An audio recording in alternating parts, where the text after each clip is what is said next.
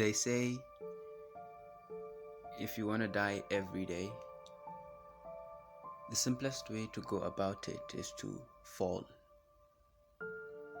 Not from a cliff, obviously, but in love. But with me, it was the total opposite, you see. Love fell for me, and she dedicated herself to tying my shoelaces the wrong way in hopes that I would fall for her someday, but instead, I fell for you, like a city under siege. And so love died for me every day. And I died for you every day. I thought love had finally given up on me because she has seen how hopelessly, completely, entirely, irrevocably, and unapologetically I am still falling for you. Until she wrote me a letter and asked why I keep choosing you over her.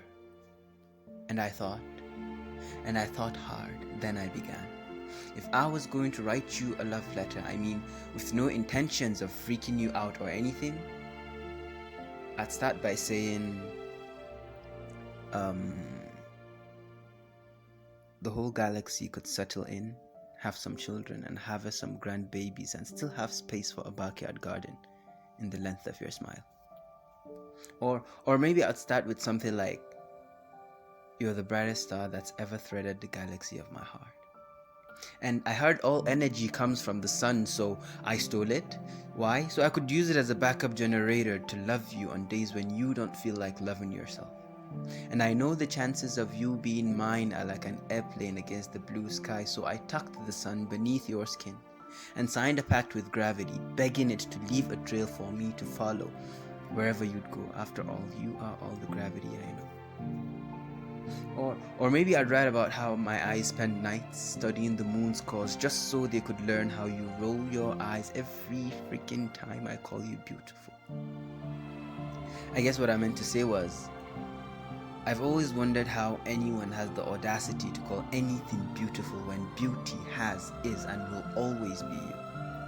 Or maybe I'd write about how I'll hold you, like you're the first raindrop that fell in these praying palms after a decade of drought. I'll hold you like you're the last handful of water. I'll hold you like you're everything and everything is after you. And by God, I'll hold you delicately because you are my miracle, the Jesus to this Lazarus of my body. I'll hold you like your salvation, like your hope, like your mercy. I'll hold you.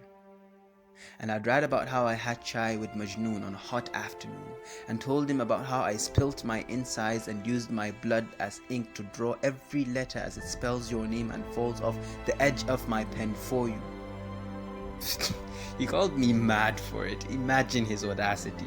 I'd write about how I bundled what little I had, my body, my mind, my soul, and slid a stick through the knot and set course for south away from you. I treaded step by step, carefully and tenderly on the voyage to see if the earth really is round. If it is, then south would lead me nowhere else but back to you, my north. Anyway, I thought maybe writing this poem in retrospect would help filter my internal intentions regarding the intensity of my intense feelings for you, but how could I ever, when I'm a prisoner to my own hollow thoughts of you? I daydream you into my world all day that I sing sleep a lullaby, just so I could steal a ticket into the theater of your dreams. I refuse to let you die. Not on me, not in me. I swear to God, I won't let that happen. I'll write you infinity on the wind like witches, on the water like mermaids, on rocks like the first men, and on fire like hell. I'll whisper you into prayers even the wind cannot dare listen to. And in case you did not notice that this whole poem screams, I love you, here's an official note. I love you.